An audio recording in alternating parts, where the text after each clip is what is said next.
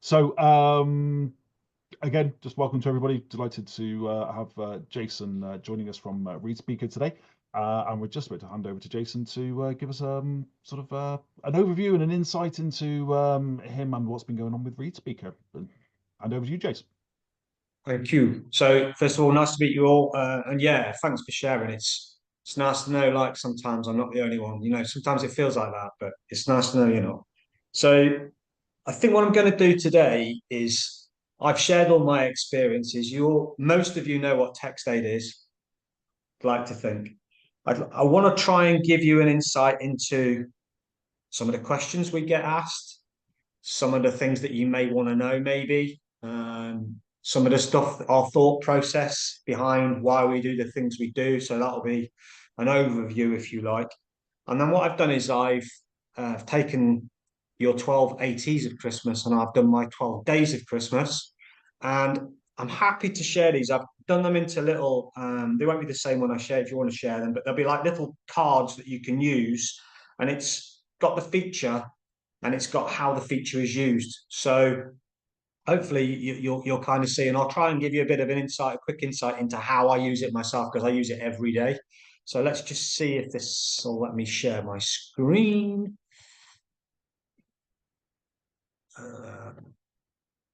Can you see that? We've got the whole screen at the moment, Jason, not the individual cards, so we can see the rest of your presentation. So if you've got any notes on it, we'll see those too. There's no notes. I don't know why it's 2 seconds. Let's just try that. How's that now? Is that working now? Exactly the same. Okay, jolly good. If you hit from beginning, that might actually launch it. So try that. Sometimes that does it. The joys of technology, aren't we? Who said? See, and it's not. I mean, I don't even work in technology, right? Hang on 2 seconds. It worked before. Let me just try. Oh, hang on. Dylan is there. You go. Dylan says if you're using two screens, you're sharing the wrong screen. I know what I'm doing. I think.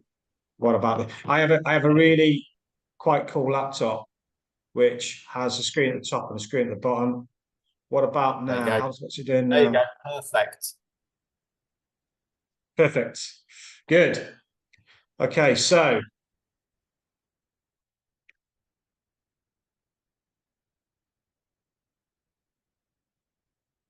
as I mentioned before, I want to kind of give you a bit of an understanding about sort of the stuff that we're asked and our thought process behind what we do, etc.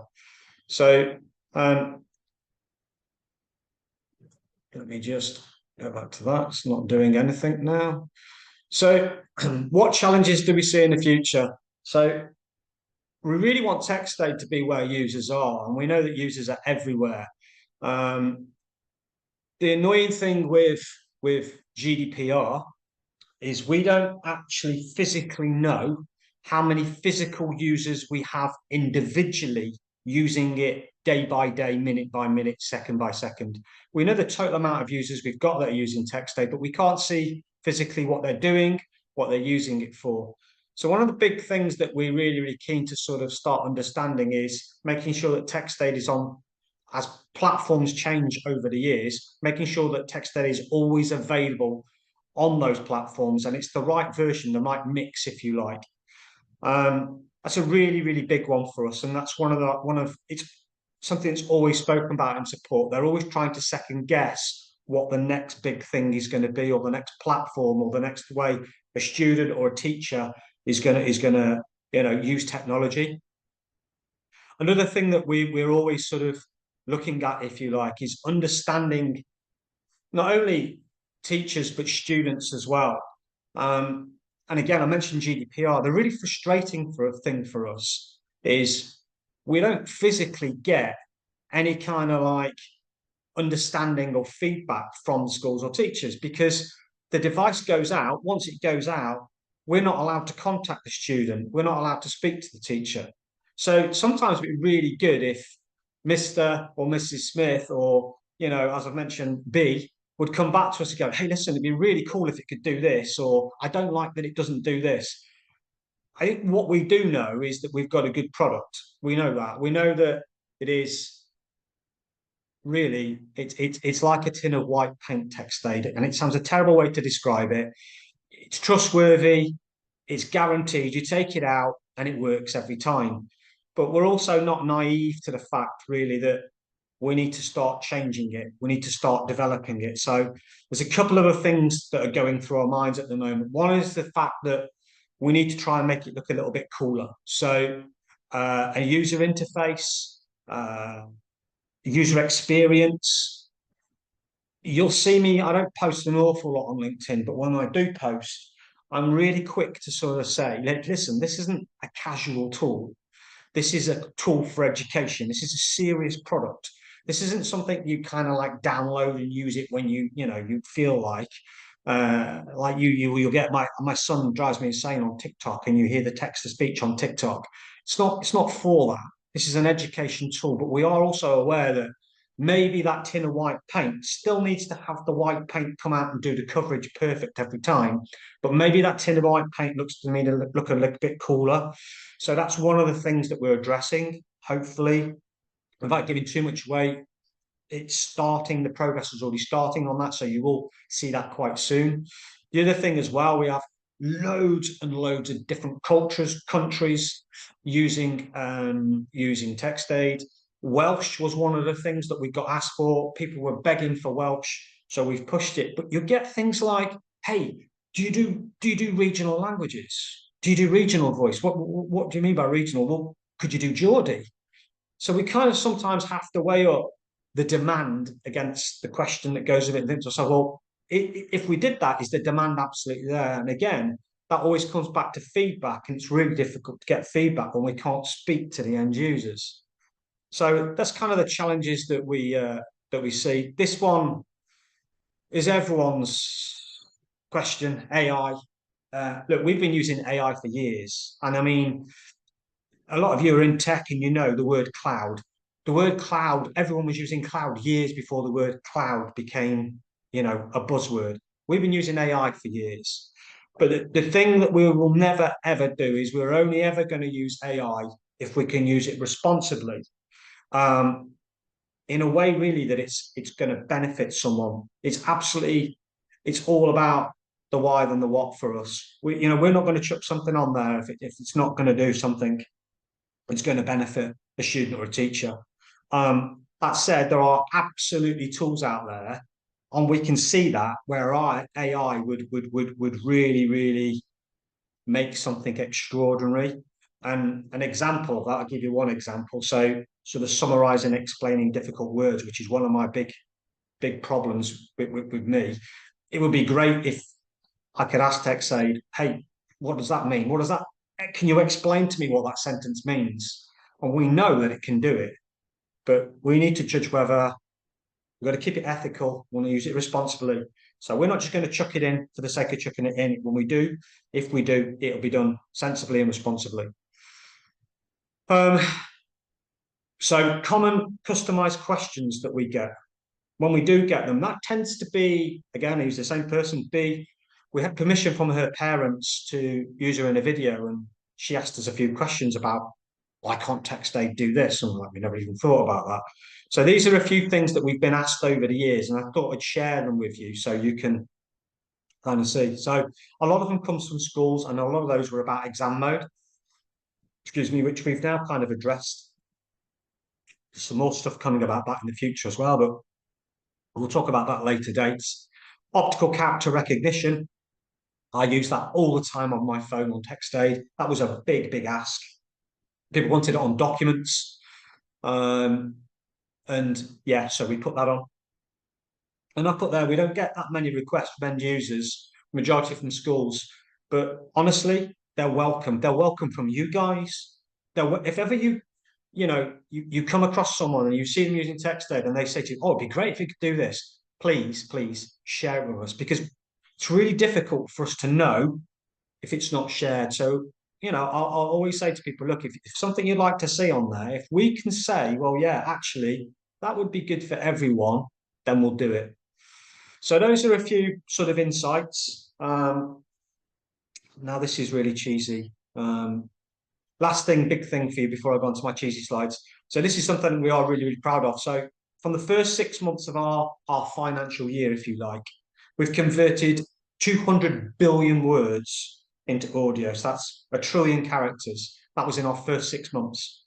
And that we haven't just got, I talk about TextAid because TextAid is my baby, but we have other products as well. So we do products which will help with reading websites, products which work on LMSs. But amazing, first 6 months to have 200 billion words converted into audio, I think is outstanding. And yeah, we're really proud of that. So, and there it is there for you. Okay, so day one, let me just go back. Sorry, jumping the gun. So day one, partridge in a pear tree, I believe. If I've got any of these wrong, by the way, please tell me, because I'm sure some of them aren't right. When I was doing it, I was thinking, is that right? It doesn't even sound right. But apparently day one is partridge in a pear tree. And I've picked text-to-speech. So the feature highlight, you all know this. I'm not teaching you to suck eggs. One of the things that TextAid does, the feature of it, is it reads text aloud anytime in real time. So what I'm going to do for you all, as I said, I've got all of these 12 features on a card. So if ever you say to me, tell me something cool about TextAid, you can go for the feature card and quickly look at the feature and then tag how you use it to. So I've put that it's perfect for students who struggle with reading comprehension or professionals reviewing dense documents. This is the transition of TextAid, by the way. So over the years, we've gone from being, a DSA product for me to, and I think COVID had an impact on this. People now go, why are you using that, Jace? And I go, well, because I'm dyslexic. I use it every day and it helps me. Well, why can't I use it? Well, why do you want to use it? Well, it'd be great. It'd be great if I've got this much text to get through. I'd rather have my headphones on, lie down and listen to it. And that is the shift that we're seeing. We are seeing more and more people using this as a tool for education, for listening content. So don't just think this is it is actually for everyone. We always say it's for everyone, and it really is. So that's day one, the partridge in the pear tree, text-to-speech. Day two, as Google kindly told me, it was 2 turtle doves. So another thing that is kind of overlooked sometimes is the language functions on TextAid. So it supports. Oh, by the way, please notice I've made extra effort and tried to put Christmas cracker jokes in the middle there as well. So I refuse to flat read them out, but if you want to read them and have a go with yourself, you're more than welcome to. So supports multiple languages. Let me give you an example of this. So Cyprus right now, I've already mentioned my son's class. Imagine all those students. There must be times when that teacher's talking fast like I do, and I'm conscious I talk fast, when they kind of go, I missed that. Well, what did he just say? And that moment is then gone. So TextAid gives anybody the ability whose English is not their first language to have the text read in a different language. So this opens it up. And again, I've opened it up for everyone here. Great for language learners, great for international students, but it also opens it up for a global audience. We have people in Israel who use it. We have people all over the world that use this product. Loads of different variants in Africa where the languages are all different and what region of Africa you're in, and it accommodates it all. So it isn't just for English people; it's for anybody. It's for any language, and it will help with that as well. So the next one, I believe, is 3 French hens. So I've got the feature as highlight and listen. I use this a lot, where I will highlight a specific block of text, if you like, and then have it read to me. I kind of do that, I think, because that's my process for learning and taking it in to remember it. However, I've seen it used in loads of different ways. I've seen people using it for highlighting a block of text for revision. We have a lot of students now in some schools, in some independent schools in the UK, that are using this as a revision tool. So they are dragging the text that they want into a separate document, which is another one of my next days coming up. And they'll use it as a reference point or a revision guide, if you like. So the practical use is being able to select segments without having to wade through the whole document that you want to listen to. So yeah, that's the highlight and listen, and the three French hens. Easy for me to say. And this next slide, honestly, that's supposed to be 4 calling birds. It looks like 4 snowmen sat on a log to me. But anyway, that's 4 calling birds. And yeah, so the feature for this one is it's customizable. I think it's really important, and we are aware as well that we've tried to add lots and lots of features. And I mentioned about people asking for stuff all the time. We've tried to accommodate what people have asked for, but what we're also conscious of is we don't want to have a toolbar that opens and you're absolutely bombarded with stuff where you're thinking, right, what function does what? But it is a really customizable product. You can adjust the speed, as you well know. You can change the voice. We've talked about the languages, the font. From my point of view, I like it so it masks it out. I find that so I can concentrate, and as I'm reading, the mask goes down. So yeah, and there's the corny joke for you as well. And yeah, and the 4 snowmen on the tree, 4 calling birds. But yeah, it's great for individuals with different reading speeds, preferences. And also I mentioned there about sensory sensitivities. I think that's really important. It's not spoken about enough, but TextAid is a great product for that as well. So 5 gold rings. I am, for my sins, a Man United supporter, and it's definitely 5 gold rings because one of the Man United songs, they sing 5 cantonals, so I know that one's right. So the function on this is I put Chrome extension. Not every school, but a lot of schools, a vast majority will use Chrome. There are some Microsoft schools popping up left, right, and centre now, but the Chrome extension is a biggie for us. We're a certified Google partner as well, so it will seamlessly integrate with web browsers anyway. And it's a web-based product, so it work in any case there as well. But it means for me, I use it wherever I go. I use it online. I use it on my mobile an awful lot, whether it be in a Word document, whether it be in a PDF, or if I'm opening a page to do something for work, an email, whatever. I carry it with me all the time. But yeah, the practical use for that is great. And it is a big one, the fact that it'll work it'll integrate on most web browsers. So 6 geese are laying. I think that's right. Document compatibility. This is massive. I mentioned it earlier, particularly used with a lot of uni students use it. So if you're opening in a PDF, it'll still read it. You can still got the same functionalities. Word documents, it'll read Word documents. Gives you the ability to download, upload as well. You can download the content from the document if you wish and still listen to it as well. So you don't have to worry about the files. You don't have to worry about it. There's no issues with it. Oh, will it work with this document? Yeah, it'll work. You don't have to worry about that.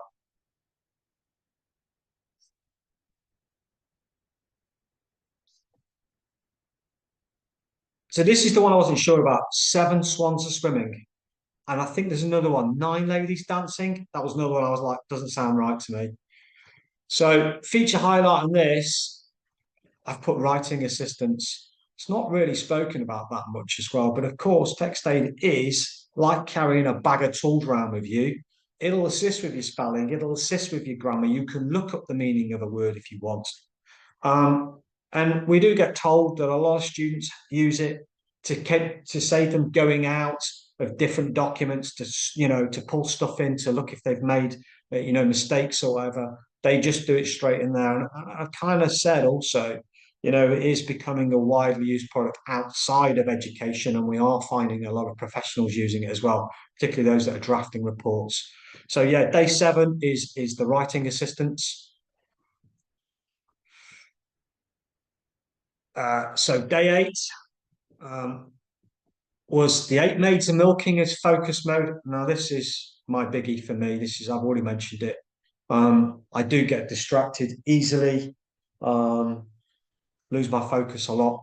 And for me, I think the focus and the highlighting function are two biggest things. And I think number 3 for me is optical character recognition. So I take a photo of a menu, for example, over here in Cyprus, if I don't know what something is, and it will read it to me. But I use focus mode massively, really zones me in, helps my concentration. I've put there ADHD. I think we don't talk about the fact that TextAid can really help with that.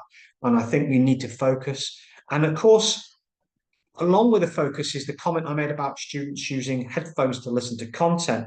That amplifies your concentration, I think. So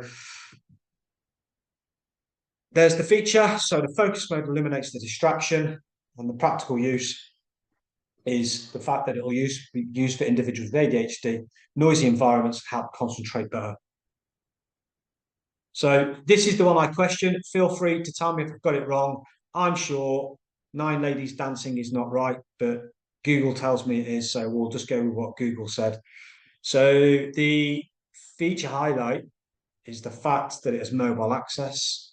I hope you guys know this, and I hope you guys talk about it a lot, because it is a really biggie. And I know some of you have been on webinars before when I've done it, but I've frequently mentioned how I've used this at the train station. I've used my phone to take a picture of a timetable and then had the text read back to me. Now, the caveat being here, by the way, certainly my handwriting is atrocious. So if you've got really bad handwriting like I have, and you use your phone to capture that information and get it to read back to you on a mobile device, chances are it's going to capture some words, not all of them. If it's text like you're seeing right now on the slides in front of you, absolutely, optical character recognition will capture it on your mobile and you can have it read to you. I think this is a really, really cool tool.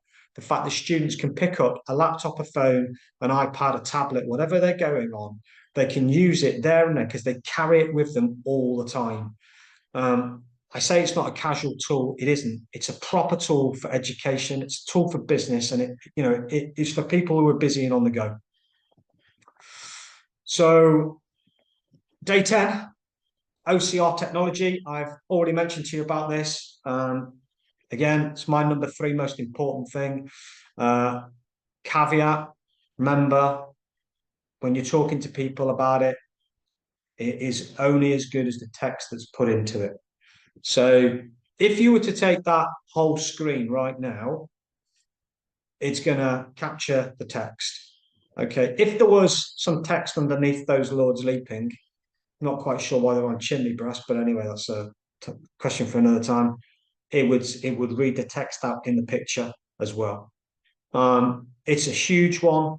I've seen students literally take loads and loads of photos in seminars and whiteboards, literally capturing all the text that's been written on the boards and then using that text later for revision, using that text later, download to listen on the go. OCR is a huge one. It's a really, really good tool. Again, it's not one that we don't talk about enough, in my opinion. You think about the things you can, I've put there, I've tried to try and give you some practical uses for it, but I tried to think how I use it. And I put there great at converting textbooks or printed materials into accessible digital format. Well, it is. I literally use my phone. My phone is full of thousands of pictures that I put into files and then use TextAid to read them. And I just don't think we shout about it enough. I think it's a great, great tool. So 11 Piper's piping cloud storage, massive. We are a product that is cloud-based, right? It sits on secure servers. It's extremely safe. Means you can access the product from anywhere in the world, and I mean anywhere. As long as you've got an internet connection or a mobile phone connection, you can access your documents. You don't need to install this product onto any PC, any device, any server. So from a school's point of view, that the student is in a secure environment. They're not risking your cloud infrastructure, your security aspects. I think it's brilliant, and I would say that, but it is genuinely a lovely product to use, and it is very, very fast. It's seamless. And yeah, cloud storage I've put as day 11, so 11 pipers piping. Day 12, massive one for me, accessibility for all. And I said it's a lovely for me to be able to sort of promote this because I feel like I'm giving something back. It's inclusive, which is super important. I want people to know about it more. You know, I want you guys to go away from here today and go, well, I didn't know that, so I've learned something a little bit. But you know, it's a wonderful product, and it would be great if everybody had the ability to use this product. You know, and parents shouldn't have to go banging on people's doors to get their children help. And I've often said to Matt's come to me before now, and he'll tell you this himself. You know, we've come across people that are struggling before. We've just given them a license. And I'm not going to give everyone a license, obviously, but you know, that's how it should be. They shouldn't have to beg, steal, and borrow to get a tool when everybody should be able to have this product that needs it. There shouldn't be any barriers to learning, or shouldn't be any complications. You shouldn't have to struggle their way through school and uni like I did and be called thick and dumb. So yeah, for me, 12 drummers drumming is accessibility for all. So just a quick Christmas present under the tree, if you like. I think actually it is almost the perfect gift. It gives you an inclusive tool. It gives you something that's accessible for everyone.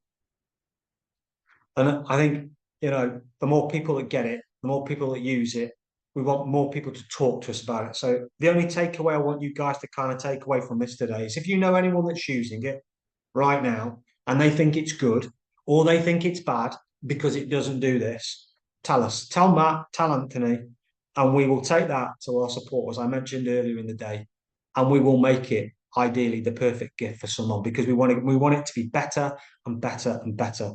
So yeah, hopefully that's give you a bit of an insight into everything. Now I've just got to stop sharing, which I think I've done. Hopefully, is that it? Hey, am I back in the room? You're back. You're back. There you go. Massively appreciated. Very impassioned and personal presentation. Is fantastic to get your insights on that. So thank you to you for sharing. Really appreciated. No, you're welcome. It's hard really because people ask you to do presentations all the time, and you tend to think you're waffling on about the same stuff because a product is a product, right? We all know what it does. So I've tried to make it for everyone that they can have one thing to look at and one thing to remember what it does. And I'm happy to share those little cards, contact cards, if you like, flashcards with everyone. So if everyone want to know anything about it, they can. But yeah, my takeaway is please, if you know anyone that's using it, good or bad, share. That's what we want to know. Very much appreciated. I think, yeah, there's a few bits, like I say, from that, which I think is people will see this next year with some of the new education stuff for TextAid that we're putting together at the moment that will then, I think, back up some of the stuff that you sort of put there, Jason, in terms of how schools and stuff can access it in a easy and cost-effective way. Yeah. Yeah, they can. Yeah, they can be used. They can be used in all sorts of. I think to answer your question there, it's an endless product. There are no limitations to it to TextAid. All we need to do is try and learn how to distribute it better, learn how we want people to use it and how people want to use it. And I just saw a question pop up then. But yeah, we've got so many people that we can't physically speak to that we kind of know are using it. And might be their email address, for example, just so someone to pop up about Adobe there. It might be like, I don't know, jason.giddens@graphicdesign.com. So we know this guy's a graphic designer and he's using TextAid, but we're not allowed to go, hey, Jason, what are you using it for? How are you using it? That for us is the unknown, you know. Schools, students, universities, we kind of know. Teachers, we've got teachers that are now teaching lessons on TextAid, believe it or not. They are literally opening TextAid on a full screen, and they are teaching within TextAid. So it's constantly evolving, and yeah, I want it out there more, Matt. I don't think people shouldn't be having to go and I use beg, steal, and borrow. They shouldn't. It should be available for anybody that needs it. And you guys do great in promoting it. But we need it out there more. I hate the line ramming it down people's throats. But that's what I feel I need to do. I need to say, look, this is such a good product. You know, I know it looks like a tin of paint, and I know it's white, but it's brilliant. It's brilliant.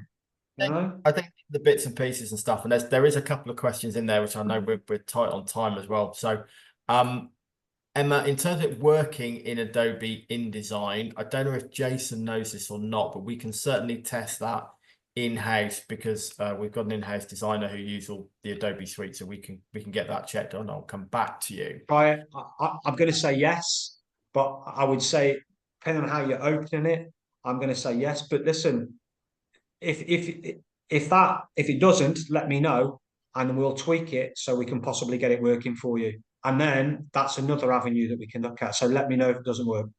And then Emma, you've also mentioned about the licensing per organisation and per student. And obviously we have DSA licenses per individual, the same with access to work.